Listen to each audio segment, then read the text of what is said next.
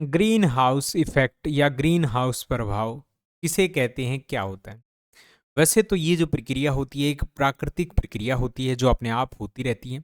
इसमें क्या होता है, जो पृथ्वी है उसके वायुमंडल में सूर्य से प्राप्त गर्मी को अवशोषित करके ग्रह को गर्म रखने का काम किया जाता है। हमें पता है जो पेड़ पौधे होते हैं वो सूर्य से जो प्रकाश आता है उसी से भोजन बनाते हैं, ठीक है। और उस सूर्य की जो गर्मी है वही हमारे ग्रह को गर्म रखने का काम करती है। तो हमारी जो ये पृथ्वी है इसके ऊपर जब भी सूर्य का प्रकाश आता है तो कुछ प्रकाश जिसकी हमें ज़रूरत होती है, पृथ्वी को ज़रूरत होती है, उसका यहाँ पर प्रयोग हो जाता है। लेकिन जो एक्स्ट्रा गर्मी होती है, प्रकाश होता है, वो रिफ्लेक्ट होकर आसमान में वापस चला जाता है।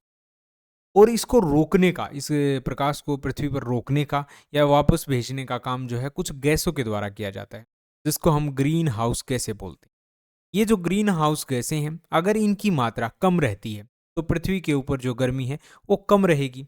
और अगर इनकी मात्रा बहुत ज़्यादा बढ़ जाएगी तो पृथ्वी पर गर्मी बहुत ज़्यादा बढ़ जाएगी। ये अपने आप में पृथ्वी को गर्म नहीं करती हैं, बस क्या करती हैं, जो सूर्य का प्रकाश धरती के ऊपर आता है उसको अपने अंदर अवशोषित कर लेती हैं और पृथ्वी को गर्म करने का काम करती हैं।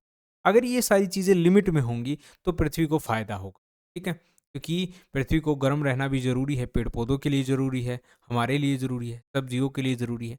लेकिन अगर लिमिट से ज़्यादा होगा तो हमें पता है नुकसान होगा। क्या होगा, इससे जो ग्लेशियर है वो पिघल जाएँगे। कुछ प्रकार के पेड़-पौधे होते हैं जो थोड़े ठंड में ही होते हैं, तो वो नहीं उग पाएँगे। तो कुल मिलाकर जो है बैलेंस बिगड़ जाएगा। और अगर ये गैसें अत्यधिक मात्रा के अंदर हो जाएँगी तो धरती बहुत ज़्यादा असामान्य रूप से गर्म होने लग जाएगी।